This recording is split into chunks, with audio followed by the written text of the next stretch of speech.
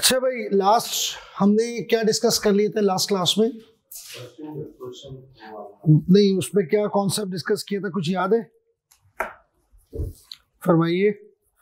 मेरा ख्याल है, जो मुझे याद पड़ रहा है, हमने डिस्कस किया ओवर अप्लाइड, अंडर अप्लाइड था, है ना? फिर उसके अंदर, हाँ बस ठीक है, याद आ गया। वो आखिरी सवाल भी कराया था ना क्वेश्चन 4 के बाद, ठीक है। उसके अंदर सारा खेल किस चीज का है? Applied, over applied, under applied, और कहाँ से किस पे अप्लाई करना है, किस पे नहीं करना, ये सारी चीजें थी। आज जो हमने पढ़ा है अब तक, उस सब चीजों को फॉर्मेट में लाने की कोशिश कर रहे हैं। Is that clear? उससे पहले एक चीज बताऊं मैं आपको, गौर से सुनेंगे। एक होती है ट्रेडिंग ऑर्गेनाइजेशंस, और एक है हमारे पास मैन्युफैक्चरिंग ऑर्गेनाइजेशंस, फैक्ट्रीज जिसे कहते हैं। ट्रेडिंग ऑर्गेनाइजेशन में एक ही स्टॉक होता है, दैट इज कॉल्ड मर्चेंडाइज। क्या ख्याल है? मर्चेंडाइज का लफ्जी मतलब क्या है, किसे कहते हैं? जो बिजनेस के लिए लिया गया हो, कोई भी चीज, फर्नीचर हो, गाड़ी हो, कार शोरूम वाला गाड़ी खरीद रहा है बेचने के लिए, वो कार जो है उसके लिए मर्चेंडाइज है। फर्नीचर वाला फर्नीचर खरीद रहा है बेचने के लिए, फर्नीचर उसके लिए क्या है? मर्चेंडाइज है। आई होप मेरी बात समझ गए। लेकिन जो मैन्युफैक्चरिंग ऑर्गेनाइजेशन होती है, जिसपे हमारा फोकस है, उसके पास जो स्टॉक्स होते हैं वो 3 तरह के। एक रॉ मटेरियल, दूसरा वर्क इन प्रोसेस, और तीसरा फिनिश गुड्स। 3 तरह के स्टॉक्स मिलते हैं इधर। अब हमने क्या करना है, पुरानी सारी जो पिछले 4 क्लासों से हम पढ़ रहे हैं, वो बेसिक्स और ये बेसिक्स मिला के पूरा एक format, that is called cost of production and income statement, जिसको P&L भी कहते हैं, वो फाइनल बनाना है। उसके अंदर क्या क्या चीजें आती हैं, दैट्स इट। फिर उसके बाद आगे जाके हर चैप्टर में जब भी बोलेगा इनकम स्टेटमेंट बनाओ, बनाना शुरू कर देंगे। Is that clear? Raw material क्या है, समझ गए ना आप? एक खाम माल है, उसको हम फिनिश गुड्स में कन्वर्ट करते हैं। यानी रॉ मटेरियल, अगर एग्जांपल दे, लकड़ी रॉ मटेरियल स्टॉक है, तैयार कुर्सियां, तैयार फर्नीचर फिनिश गुड्स, और वो फर्नीचर जो भी तैयार हो रहा है वर्क इन प्रोसेस। समझ आ गई बात? इसी तरह एक और एग्जांपल, सीमेंट, बजरी, सरिया, दरवाजे, खिड़कियां, aluminium, marbles, tiles, colour, polish, raw material. तैयार बिल्डिंग फिनिश गुड्स, और जो भी बिल्डिंग तैयार हो रही है, प्रोसेस में है, that is called work in process. Another example, कपड़ा, धागा, बटन, जेब, रॉ मटेरियल। जो सूट तैयार है, रेडी है बिकने के लिए, फिनिश गुड्स। और जो भी सूट तैयार हो रहे हैं, प्रोसेस हो रहे हैं, उसको हम क्या नाम देते हैं? Work in process. देखिए, हाँ बोलो, क्या चीज? हाँ बिल्कुल। अब देखें इधर, if you are a trader, तो मैंने बताया आपके पास ये स्टॉक नहीं होंगे, यू हैव मर्चेंडाइज। लेकिन अगर आप मैन्युफैक्चरर हैं, आप उसको बना रहे हैं, तो देखो बेटा, बनाने में 3 फेज होते हैं, गौर से सुनेंगे। पहले आप रॉ मटेरियल लेंगे, लेट्स से आप ये टी-शर्ट बना रहे हैं, तो कपड़ा लेंगे, पहले कपड़े को एक जगह रखेंगे, फिर उसको भेजेंगे फैक्ट्री में, वो वहां प्रोसेस होगा। इट टेक्स टाइम, 2 दिन, 3 दिन, 4 दिन, 5 दिन, 10 दिन। पहले कटिंग हो रही है, फिर एक साथ सिलाइयां हो रही हैं, फिर उस पर टैक्स लग रहे हैं, फलाना चीजें हो रही हैं, 3 दिन लग रहे हैं, 4 दिन लग रहे हैं। उसके बाद वो तैयार हो गई, फिर वो वेयर हाउस चली जाएगी, फिनिश गुड्स। यानी 3 तरह के प्लेसेस होंगे इन्वेंट्री रखने के। एक जहां रॉ मटेरियल रखा जा रहा होगा, दैट इज स्टोर, एक फैक्ट्री, और तीसरा क्या है? Finish goods warehouse. Another example, बहुत अच्छी example, car, engine, chassis, battery, ये सब क्या है? ये रॉ मटेरियल है। इनको पहले परचेज करेंगे, स्टोर में रख देंगे, फिर जब हम फैक्ट्री में आएंगे तो हमें इन चीजों की जरूरत होगी, तो अब जब फैक्ट्री में आएंगे तो गाड़ी जब बनाना शुरू करेंगे, आपको लगता है आज शुरू करेंगे और रात में खत्म हो जाएगी? महीनों लगेंगे। वो जब तक गाड़ी बन रही है 1% भी काम बाकी है, उसको हम नाम देंगे वर्क इन प्रोसेस स्टॉक। अब जो गाड़ियां तैयार हो गई, it mean they are ready for delivery, बिल्कुल रेडी है, उनको हम अगले प्लेस पे पहुंचा देंगे, that is called finish goods warehouse. उसको हम नाम देते हैं क्या? Finish goods. अब एक और छोटी सी बात, इसमें और इसमें क्या फर्क है? बस ये खरीदा गया बेचने के लिए, ये बनाया गया बेचने के लिए। टोयोटा कंपनी के लिए गाड़ियां फिनिश गुड्स हैं, शोरूम वाले के लिए गाड़ियां मर्चेंडाइज। समझ आ गई बात? लेवाइस वालों के लिए टी शर्ट या जीन्स कंपनी के लिए फिनिश गुड्स है, और जो तारिक रोड पे इधर उधर डॉल्फिन मॉल में इधर वो जो दुकानें लोग के बैठे हुए उनके लिए वही चीज मर्चेंडाइज है। समझ आ गई बात? अगर आप फर्नीचर वाले और फर्नीचर खरीद कर बेच रहे हैं तो वो फर्नीचर आपके लिए मर्चेंडाइज है, लेकिन अगर वही फर्नीचर आप अपने पास बना रहे फिर बेच रहे हैं और रेडी रखा हुआ है, फिनिश गुड्स है। टोयोटा कंपनी में आप काम कर रहे हैं तो आप गाड़ी को बोल रहे हैं फिनिश गुड्स। आप आ गए शोरूम में किसी बड़े और वहां काम करें, वहां आके बोल रहे होंगे मर्चेंडाइज। एक ही चीज है, सेम है, लेकिन मैन्युफैक्चरिंग ऑर्गेनाइजेशन में 3 तरह के स्टॉक्स होते हैं। पहले हम रॉ मटेरियल लेंगे, दैट इज खाम, फिर उसको प्रोसेस करेंगे, उसमें टाइम लगेगा, और उसके बाद हम उसको डिलीवर करेंगे। Is that clear? फिर इसी तरह इसके 2 बैलेंसेस होते हैं, एक ओपनिंग स्टॉक और दूसरा क्लोजिंग स्टॉक, एंडिंग स्टॉक। क्या ख्याल है? बहुत आसान सी बात है, आपको पता होना चाहिए। क्लोजिंग स्टॉक क्या है? आपने रॉ मटेरियल की बात करें, कपड़ा लिया, जो इस्तेमाल हो गया, जो बच गया वो रॉ मटेरियल एंडिंग है। अगले साल क्या हो जाएगा? Raw material. फिर हम आए इस साल, हमने प्रोडक्शन शुरू करी, हमने 100 गाड़ियां बनाना शुरू करी, 70 तैयार होकर आगे चली गई, 30 अभी गाड़ियां तैयार हो रही हैं। वो क्या है? Work in process ending. अगले दिन सुबह क्या हो जाएगी? Work in process opening. अगले दिन क्या करेंगे? जो गाड़ियां प्रोसेस में हैं वहां से काम शुरू करेंगे। क्या ख्याल है? पहले इनको कंप्लीट करेंगे, फिर ये आगे भेजेंगे, फिर नई गाड़ियां मंगवाएंगे। समझ आ गई बात? Finish goods opening. I hope मेरा ख्याल है समझ गए कि जब हम एंडिंग, पहले बता देता हूं, माल तैयार हुआ, गाड़ियां तैयार हुई, 100 गाड़ियां तैयार हुई, 200 गाड़ियां तैयार हुई, उनमें से 150 भेज दी, 200 में से 50 रह गई, that is finish goods ending.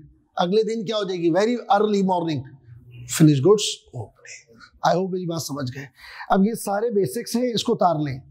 Sir allocation of overheads study text के chapter number 3 accounting for overheads, yes वही होगा, बिल्कुल ऐसे ही है। डन? क्लियर? कोई लफ्ज पूछना तो नहीं इसमें से? मेरा ख्याल है बहुत आसान है। अब आ जाते हैं मेन काम पे।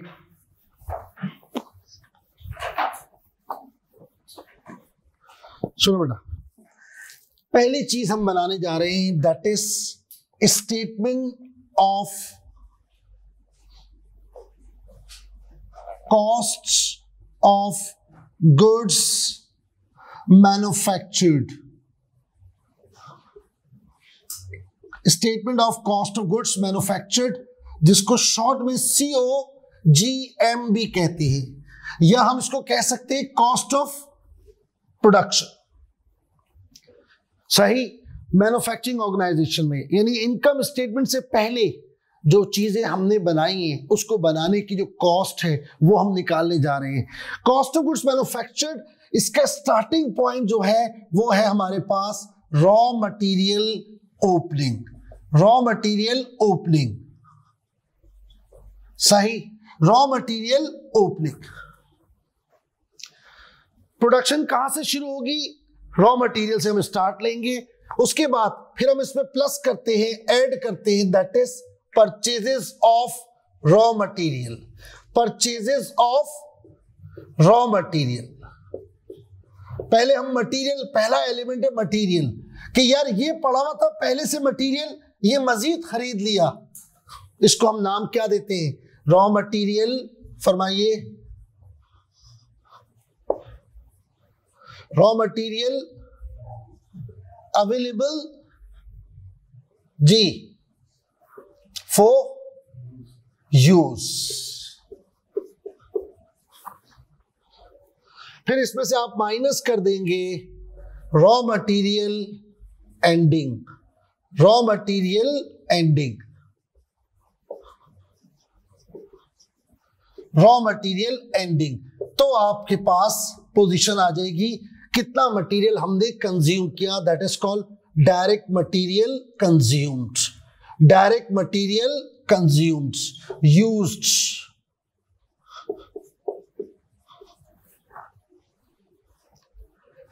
सही। फिर आप इसमें ऐड कर देंगे जो भी आपने खर्चे किए हैं लेबर की मद में, that is called direct labour. और इसके अलावा अगर कोई एक्सपेंस है दैट इज डायरेक्ट एक्सपेंस। ये तीनों को हम नाम देते हैं क्या, प्राइम कॉस्ट। याद है डायरेक्ट कॉस्ट सारी, उसको सिर्फ प्रेजेंटेशन बना रहे हैं कि जब हमें इसे प्रॉपरली प्रेजेंट करना होगा तब कैसे। अभी हमने क्या सीखा पिछली क्लासेस तक, डायरेक्ट कॉस्ट, इनडायरेक्ट कॉस्ट, समझ रहे हैं आप, overhead, estimated, actual, over applied, under applied. अब हम उसको क्या सीख रहे हैं, ये सारी चीजें बन गई, ईयर एंड पे उसको रिपोर्ट की फॉर्म में ला रहे हैं, तो उसको हम नाम देते हैं कॉस्ट ऑफ प्रोडक्शन या cost of goods manufactured. Is that clear? उसका स्टार्टिंग पॉइंट कहां से होगा, रॉ मटेरियल ओपनिंग। पहले हम रॉ मटेरियल की एडजस्टमेंट करेंगे कि कितना रॉ मटेरियल हमने यूज किया।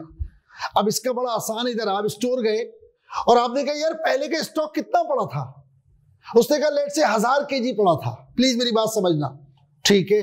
मजीद कितना खरीदा, 10,000 और खरीदा, कितना हो गया 11। That is raw material opening plus purchases. जरा आप गिनना कितना पड़ा हुआ है, कहता 2000, कितना यूज हो गया 9000। That is material consumption.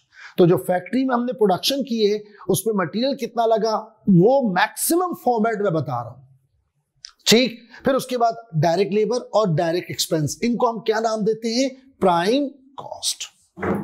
फिर हम इसमें क्या ऐड करेंगे,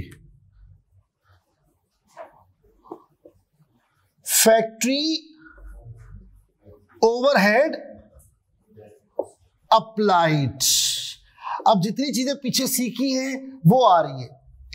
direct material, direct labour, direct expense आपने ले लिया पहले, सबसे पहले जितनी भी हमारे पास जॉब आई हुई है, जितने भी हमारे पास कस्टमर आए हैं, पहले आपने उनकी सारी डायरेक्ट कॉस्ट पिक कर ली। अच्छा ठीक है जी, ड्यूरिंग द ईयर जितने भी हमारे पास कस्टमर्स थे उन पर हमने कितना मटेरियल लगाया, कितनी लेबर और कितना एक्सपेंस लगाया, दैट इज प्राइम कॉस्ट। फिर आप क्या लेंगे, फैक्ट्री ओवरहेड। जब आप फैक्ट्री ओवरहेड के लिए जाओगे तो आपको दो चीजें मिलेंगी, बताओ क्या, एक अप्लाइड और एक एक्चुअल। हमने कल सीखा था we always take applied, we always take applied. Reason मैं दे चुका हूं पिछले 3-4 दिनों में, हम हमेशा अप्लाइड लेते हैं, दैट इज एस्टिमेटेड। यानी पूरे साल जो हमने सोच के अप्लाई करते रहे वो हम यहां पर लेंगे, और फिर जो ओवर अंडर अप्लाइड है वो आखिर में जाके पीएनएल के अंदर इनकम स्टेटमेंट में एडजस्ट कर देंगे। Is that clear? यहां नहीं, वो आखिर में होता है बेटा। मैं भी बताता हूँ, पूरी प्रेजेंटेशन बताता हूँ, यहां भी हो सकता है वहां भी हो सकता है, क्या बेहतर है, ऑप्शंस क्या क्या है अभी बताता हूं। इन सबको प्लस कर ली तो इसको टेक्निकली एक नाम देते बेटा, इधर manufacturing cost, manufacturing cost, manufacturing cost.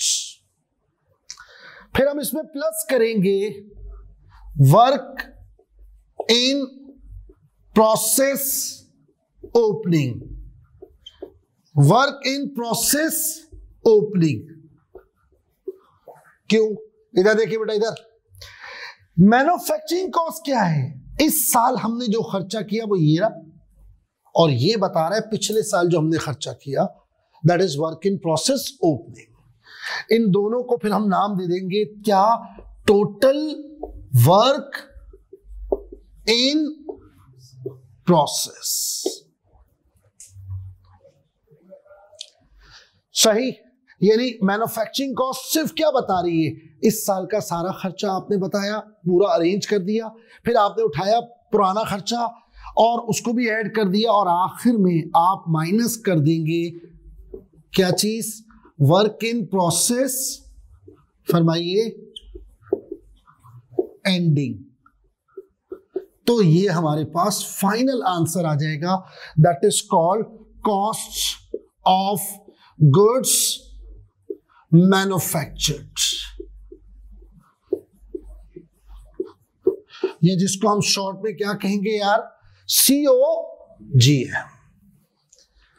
यानी पिछली 4-5 क्लासेस में जो इंडिविजुअली पढ़ा, आखिर में हम क्या कर रहे हैं, जरा गौर करिएगा प्लीज, पॉइंट को समझिएगा। हमने during the year 10 job start करी, तो उस 10 जॉब को जो स्टार्ट किया उस पर ज़ाहिर मटेरियल भी लगा होगा, लेबर भी लगी होगी, एफर्ट भी लगा होगा, वो आपने पहले शो किया। उसके बाद फिर जब हम फाइनल रिपोर्ट बना रहे हैं ईयर एंड पे बैठ के कि यार हमारा पूरे साल जो हमने खर्चे किए उसकी समरी बताएं कि जो पूरे साल हमने यूनिट तैयार करके आगे भेजे उसकी कॉस्टिंग क्या है, तो उसकी ये छोटी सी एक प्रेजेंटेशन है, 1-2 सवाल करने के बाद फिर हम आगे चलेंगे। Is that clear? अब आ जाते हैं दूसरा part, that is income statement. इसके साथ कनेक्टेड है, ये 2 स्टेटमेंट आपको आनी चाहिए, बार बार वो पूछेगा। Income statement, income statement as usual starting point क्या होता है यार, फरमाइए, सेल्स रेवेन्यू। फिर आप क्या माइनस करते हो, costs of goods sold, cost of goods sold. Cost of goods sold का स्टार्टिंग पॉइंट याद है आप लोगों को, ओपनिंग मर्चेंडाइज ओपनिंग, यहां होगा फिनिश गुड्स ओपनिंग, समझ गए, फिनिश गुड्स ओपनिंग। फर्क बता चुका हूं, क्योंकि मैन्युफैक्चरिंग ऑर्गेनाइजेशन है, अगर ये ट्रेडिंग होती तो इसकी जरूरत भी नहीं पड़ती, हम डायरेक्ट कहां से स्टार्ट लेते हैं, यहां से। लेकिन मैन्युफैक्चरिंग में हमें पहले चीज बनानी पड़ेगी, फिर बेचेंगे, फिर हम P&L बनाएंगे, तो ये उसका सपोर्टिव डॉक्यूमेंट है। फिर हम इसमें क्या ऐड करते थे नॉर्मली, फरमाइए, परचेजेस, यहां ऐड करेंगे cost of goods, cost of goods manufactured, ये जो अभी हमने यहां से निकाले, इसको यहां से उठाएंगे, यहां प्लेस कर देंगे, इसको कहेंगे finish goods available for sales, और आखिर में माइनस कर देंगे, क्या कहते हैं आप, फिनिश गुड्स एंडिंग। इसको जब आप माइनस करेंगे तो आंसर आ जाएगा क्या, कॉस्ट ऑफ गुड्स सोल्ड। क्या आ जाएगा, कॉस्ट ऑफ गुड्स सोल्ड। लेकिन ये जो कॉस्ट ऑफ गुड्स सोल्ड है, इसको हम नाम देते हैं क्या, नॉर्मल। व्हाई, क्यों, बिल्कुल, हमने कॉस्ट ऑफ गुड्स सोल्ड में कॉस्ट ऑफ गुड्स मैन्युफैक्चर्ड कौन सी ली है, जिसमें एफर्ट्स अप्लाइड है। अब हम यहां आके फाइनली माइनस और प्लस करेंगे, माइनस और प्लस करेंगे FOH ओवर या अंडर अप्लाइड। इसको माइनस प्लस करने के बाद जो आंसर आएगा उसे कहेंगे कॉस्ट ऑफ गुड्स सोल्ड, क्या, एक्चुअल। और फिर आप माइनस कर दें इसमें से, तो आपके पास क्या आएगा, you would get gross profit. और फिर उसके बाद वो फाइनल प्रेजेंटेशन है, फिर आप इसमें से माइनस कर देते हो क्या, ऑपरेटिंग एक्सपेंस। ये मेन प्रेजेंटेशन आपको आनी चाहिए। ऑपरेटिंग एक्सपेंस में फैक्ट्री के अलावा सारे खर्चे, एडमिन और सेलिंग वगैरह वगैरह, तो ये आपका ऑपरेटिंग प्रॉफिट आ जाएगा।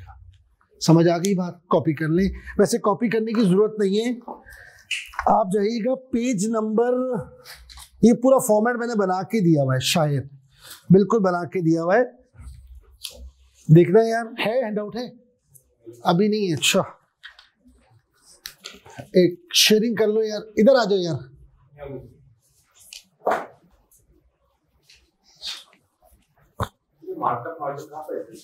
मार्कअप मार्जिन ये ना कॉस्ट ऑफ गुड सोल्ड में, कॉस्ट ऑफ गुड सोल्ड में ना मार्कअप मार्जिन तो इसी पे लगेगा ना।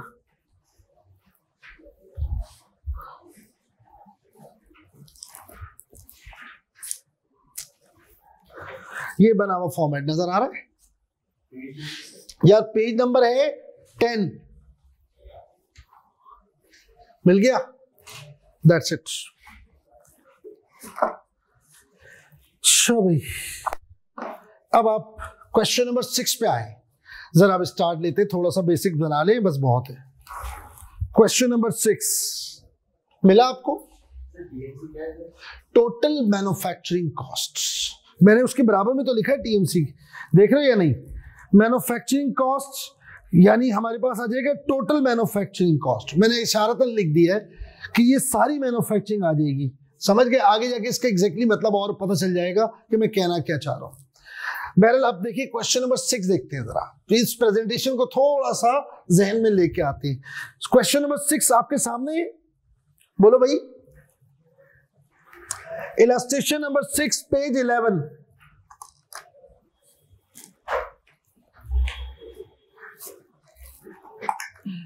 यार ये इंक भी भर दो और जरा पानी वानी ला दो यार। स्टेटमेंट ऑफ सीओजीएम को मैन्युफैक्चरिंग अकाउंट्स भी कहते हैं, बिल्कुल सही बात है, ऐसे ही है, ऐसे ही है, मैन्युफैक्चरिंग अकाउंट भी कहते हैं, बिल्कुल। ए लेवल्स ओ लेवल्स में आप लोगों ने जरा इसी तरह पढ़ा होगा, ठीक है। अब जरा सुने इधर, चलो आगे स्टार्ट करें। क्वेश्चन नंबर 6 आपके सामने बेटा, आर यू रेडी। सबसे पहले वो कह रहा है सेल्स है 5,500 यूनिट्स, हमने जो माल बेचा है वो कितने, 5,500 यूनिट्स, और उनकी प्राइस क्या है 25,000, ये तो सेल्स आ गई। फिर उसके बाद वो आपको बताता है बजटेड प्रोडक्शन है 8,000 यूनिट्स और बजटेड फिक्स ओवरहेड है 16 लाख, नजर आया, 16 लाख है 16 मिलियन है, 16 मिलियन, और वेरिएबल एफओएच रेट है 1600 पर यूनिट, वेरिएबल एफओएच। अब आप पॉइंट को समझेंगे, बजटेड प्रोडक्शन जो है वो कितनी है 8,000 यूनिट्स और 16 मिलियन आपका क्या है फिक्स ओवरहेड है। जब आपको बजट देता है तो आप उससे क्या निकाल लेंगे, OAR, समझ रहे हैं आप। जब हमारे पास बजटेड अवेलेबल हो तो OAR हम बजटेड से ही निकालेंगे। अब आप पॉइंट को समझें, जब हम कहते हैं एफओएच तो कोई सा भी हो, वेरिएबल हो या फिक्स्ड हो, हमें OAR चाहिए होगा। अब आप गौर करें यहां पर, इधर देखना, हमारे पास जो OAR है वो कैसे आएगा, बजटेड फिक्स एफर्ट्स कितने बेटा 16 मिलियन और बजटेड आउटपुट, बजटेड आउटपुट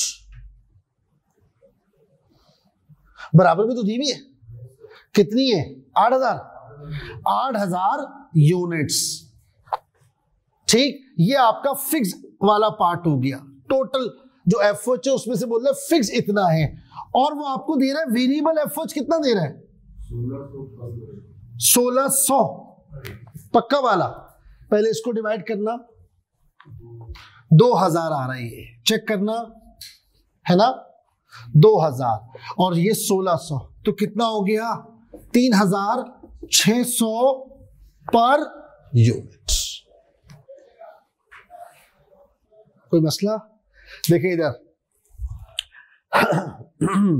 सुने इधर, सबसे पहले हम OAR निकालते हैं, यानी हमें OAR मालूम होना चाहिए। अगर बजटेड इंफॉर्मेशन अवेलेबल है तो हमें पहले जाना चाहिए किसके लिए, OAR के लिए। तो हम सबसे पहले क्या निकालेंगे, OAR, डन, OAR आपने निकाला। अब इसमें क्या कर रहा है वो, फिक्स एफओएच टोटल दे रहा है और बजटेड आउटपुट दे रहा है और वेरिएबल एफओएच रेट अलग से दे रहा है। तो आपके पास जो एफओएच है ना, उसके अंदर जितना भी फैक्ट्री ओवरहेड है, चाहे वो वेरिएबल है या वो फिक्स्ड है, चाहे वो इनडायरेक्ट मटेरियल है, इनडायरेक्ट लेबर है, इनडायरेक्ट एक्सपेंस है, आपको ओवरहेड का रेट चाहिए होगा। Is that clear. तो वो आपके पास आ गया 16 मिलियन आपका फिक्स एफओएच बजटेड था, उसको डिवाइड किया 8,000 यूनिट से, तो आपके पास फिक्स एफओएच रेट आ गया उस, और वेरिएबल एफओएच रेट आपको दिया हुआ था 1600। इसका मतलब है हमारा टोटल OAR क्या हो गया 3600। मैंने लास्ट क्लास में बताया था OAR निकालते वक्त हम कोई भी बेस यूज कर सकते हैं। वो बेस क्या हो सकती है, labour hours, machine hours, units, material cost, labour cost, prime cost. इसमें जो उसने बेस बनाया हुआ है वो किसको बनाया हुआ है, यूनिट्स को। Is that clear? किसको बेस बनाया हुआ है, यूनिट्स को। अब सवाल को किस तरह से कैरी करना है जरा आगे चलते हैं। फिर उसके बाद वो कहता है प्रोडक्शन के जो यूनिट्स है वो मटेरियल, यानी कह रहा है जो खर्चा हमने किया है वो 6200 यूनिट्स के बराबर हमने मटेरियल लगाया है, 6200 यूनिट्स के बराबर, और 5960 यूनिट के बराबर हमने कन्वर्जन लगाई है। कन्वर्जन का मतलब मटेरियल, लेबर और FOH। आपको मैंने एक दफा टर्म दी थी क्या, कन्वर्जन जो होता है एक होती prime cost, direct material, direct labour और डायरेक्ट एक्सपेंस। कन्वर्जन क्या है, कन्वर्जन है आपका डायरेक्ट लेबर, डायरेक्ट एक्सपेंस और फैक्ट्री ओवरहेड। सही है, डायरेक्ट लेबर, मटेरियल के अलावा, मटेरियल के अलावा इधर देखो 3 टर्म दी थी मैंने, 3 टर्म। अगर आप सारी कॉस्ट प्लस कर लो, direct material, direct labour, direct expense, factory overhead, तो इसको हम नाम देते हैं फैक्ट्री कॉस्ट या मैन्युफैक्चरिंग कॉस्ट। वो मैंने यहां भी लिख दी है, ये नहीं, ये लिखी हुई नजर आ रही है मैन्युफैक्चरिंग कॉस्ट। और ये देखो सारी कॉस्ट प्लस होगी। अब अगर आप इसमें से फैक्ट्री ओवरहेड हटा दो, सिर्फ ये हटा दो फैक्ट्री ओवरहेड, तो ये प्राइम कॉस्ट है। लेकिन अगर आप इस मैन्युफैक्चरिंग में से मटेरियल हटा दोगे तो उसे क्या कहते हैं, कन्वर्जन कॉस्ट। तो कन्वर्जन कॉस्ट का मतलब होता है मटेरियल के अलावा। तो नॉर्मली इसमें 2 चीजें ज्यादा आती है, लेबर और FOH, लेबर और FOH। अभी इस सवाल में वो बताना चाह रहा है कि जो हमने मटेरियल लगाया है वो बेसिकली 6200 यूनिट्स के बराबर लगा है, लेकिन कन्वर्जन 5960 यूनिट्स की। Is that clear? समझ गए? चले आगे चलते हैं। अब सुने इधर 8000 क्या है, अच्छा गुड। 8000 जो है बेटा इधर और सुनो, अच्छा क्या बता दिया, ये चीज डिस्कस नहीं हुई। 8000 आपका बजटेड प्रोडक्शन है, वो बजट है। याद है मैंने लास्ट क्लास में भी कहा कि एक होता है ड्रीम, ख्वाब। हमने सोचा था साल शुरू होने से पहले 8000 यूनिट हम बनाएंगे, लेकिन एक्चुअली हमने जो यूनिट बनाए हैं वो बेसिकली है 6200 मटेरियल के हिसाब से अगर आप देखें, और 5960 अगर आप कन्वर्जन के हिसाब से देखें। डन है? क्लियर? समझ गए आप? तो ये बजटेड प्रोडक्शन है, और बजटेड प्रोडक्शन सिर्फ OAR के लिए आप रखेंगे, सिर्फ और सिर्फ OAR कैलकुलेशन के लिए। जी जनाब। अच्छा भाई, अब आए जरा स्टार्ट लें। बल्कि पहले थोड़ा सवाल और रीड कर लें फिर वो आपको नीचे बताता है। बेटा इधर देखिएगा, मटेरियल कॉस्ट हमने कितनी कंज्यूम करी, 68,200। Is that clear? तो हमारे पास डायरेक्ट उसने बता दिया कि कितना मटेरियल कॉस्ट हमने लगाई, फिर लेबर कॉस्ट हमने डायरेक्टली बता दिया उसने कितनी लगाई, और फैक्ट्री ओवरहेड हमने कितना लगाया वो भी उसने क्लियर कर दिया। सही। आपको वर्क इन प्रोसेस ओपनिंग और एंडिंग भी नीचे दिया हुआ है, नजर आ रहा है आपको? बोलो भाई। फिर वेरिएबल ऑपरेटिंग एक्सपेंस भी दिए हुए हैं आपको, और इसके अलावा फिक्स ऑपरेटिंग एक्सपेंस भी दिए, तो टोटल ऑपरेटिंग एक्सपेंस भी आपको दिए हैं, एंड दैट्स इट। उसके बाद वो आपसे कहता है फीफो मेथड हमारा चलता है, फर्स्ट इन फर्स्ट आउट। अच्छा देखो, फीफो मेथड या लीफो या वैम, लीफो तो कोई चीज ही नहीं है, बट एक for the sake of argument discuss करते हैं। फीफो या लीफो या एवरेज, सुन लो इधर, ये बेसिकली उस वक्त अप्लाई होगा या हमें उसकी जरूरत पड़ेगी या हम उस पर वर्किंग करेंगे जब हमारे पास एंडिंग स्टॉक्स ना हो, चाहे कोई सा भी एंडिंग स्टॉक हो। फॉर एग्जाम्पल अगर रॉ मटेरियल एंडिंग नहीं है तो फिर हम निकालते वक्त सोचेंगे फीफो से निकालें, लीफो से निकालें, एवरेज से निकालें, क्या यूज करें। वर्क इन प्रोसेस एंडिंग नहीं है या फिनिश गुड्स एंडिंग नहीं है तो हम इस पे काम करेंगे। Is that clear? समझ आ गई बात? चले आगे चलते हैं। उसके बाद दैट्स इट, चलो आगे, दैट्स इट। अब आप आ जाए इधर। सबसे पहले एक बात बताइएगा, raw material opening, raw material opening. जी फरमाइए। सबसे पहले इसमें रॉ मटेरियल ओपनिंग कहीं नजर आ रहा है? रॉ मटेरियल एंडिंग कहीं है यार? नहीं है, अल्हम्दुलिल्लाह। इसका मतलब है आपको डायरेक्ट क्या दे रहा है? मटेरियल यूज्ड कितना? जाके देखें 68,200 68,200 आपको मटेरियल कंजम्पशन दे रहा है। 68,200 ये 1000 में रख लूं चलेगा, वरना 3 0 और लिखूंगा ना तो ये बहुत लंबी फिगर्स हो जाएंगी, मजा नहीं आएगा। तो आपको मटेरियल दे रहा है। लेबर हमने कितना लगाया? 32,184। कोई डायरेक्ट एक्सपेंस है इसमें? कोई डायरेक्ट एक्सपेंस नजर नहीं आ रहा है। कोई ऐसा खर्चा नहीं है जो ट्रेसेबल हो, ना वो मटेरियल हो ना वो लेबर हो। इन दोनों को प्लस करना है यार। 100,384 डन।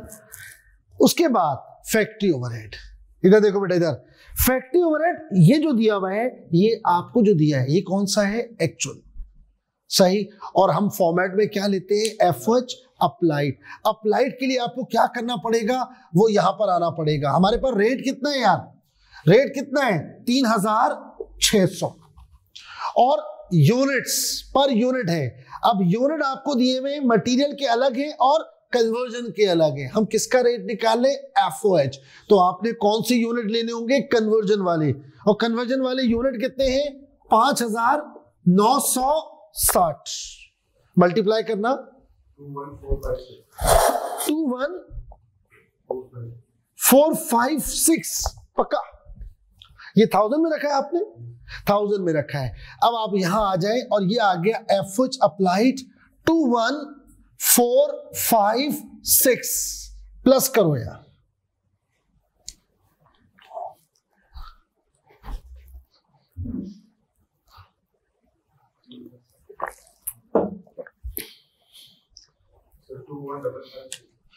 नहीं 100 भी तो है, 121 होगा ना।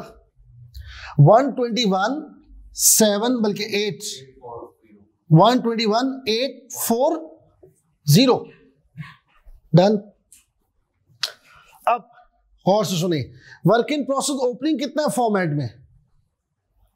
वर्क इन प्रोसेस ओपनिंग 6656 बस 6656 ठीक है। इसको प्लस कीजिएगा 128,496 डन है।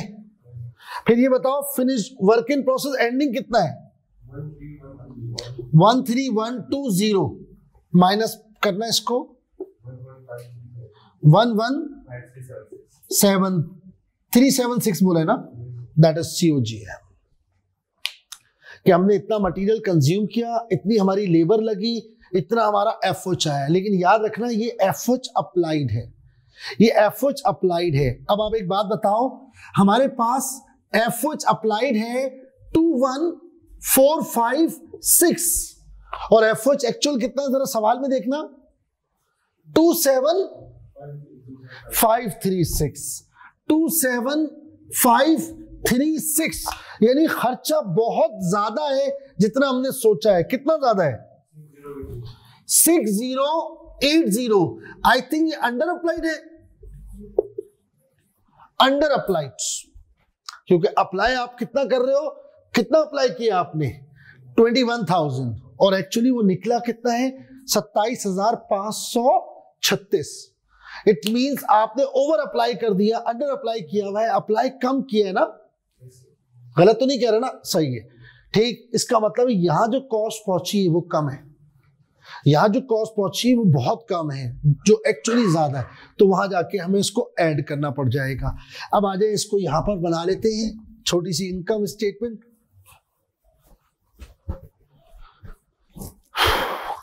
चलिए जी, सेल्स रेवेन्यू फरमाइए। दिया हुआ सवाल में देखना, सेल्स दिए, हाँ 5,500 इंटू वट, फरमाइए 5,500 इंटू क्या? 25,000, फरमाइए 137,500। फिनिश गुड्स ओपनिंग है सवाल में,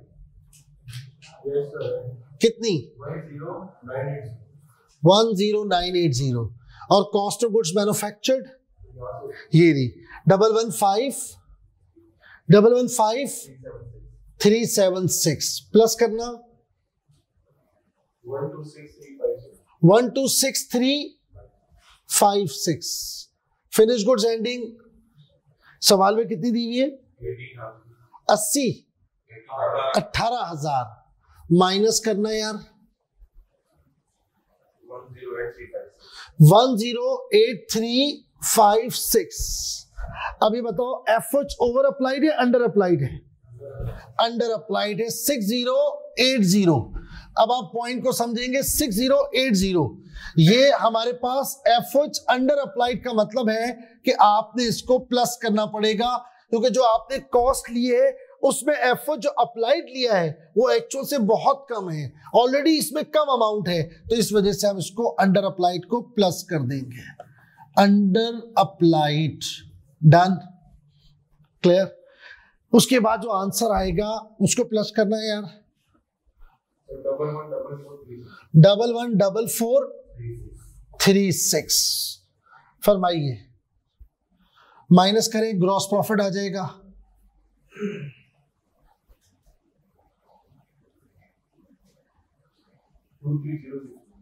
23064 अब ऑपरेटिंग एक्सपेंसेस फैक्ट्री के अलावा बाहर के खर्चे वो कितने कितने यार 2500 कौन सा वेरिएबल है वेरिएबल जो साइड है इसकी जो वेरी कर रही है वो कितने 2500 बोला है ना आपने और उसमें जो फिक्स ऑपरेटिंग है वो कितने हैं 6000 तो ये कितना आ जाएगा 9000 माइनस करो 14064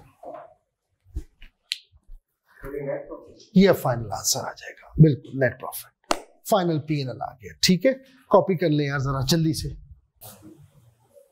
अच्छा फीफो बेटा देखो मैंने अभी बताया दोबारा बता देता हूं फीफो में फीफो या लीफो याद रखना प्लीज मेरी बात सुन पहली बात फीफो या लीफो या एवरेज जब हमारे पास एक से ज्यादा कॉस्ट होती है तो फिर हमें फीफो वगैरह के लिए जाना होता है और इसकी जरूरत कब पड़ेगी जब हमारे पास एंडिंग स्टॉक अवेलेबल ना हो इस सवाल में मैंने एंडिंग स्टॉक आपको दे दिया है ठीक है यार जरा अर्जेंट कोई काम है मैं आज कंटिन्यू नहीं करूंगा अल्लाह हाफिज।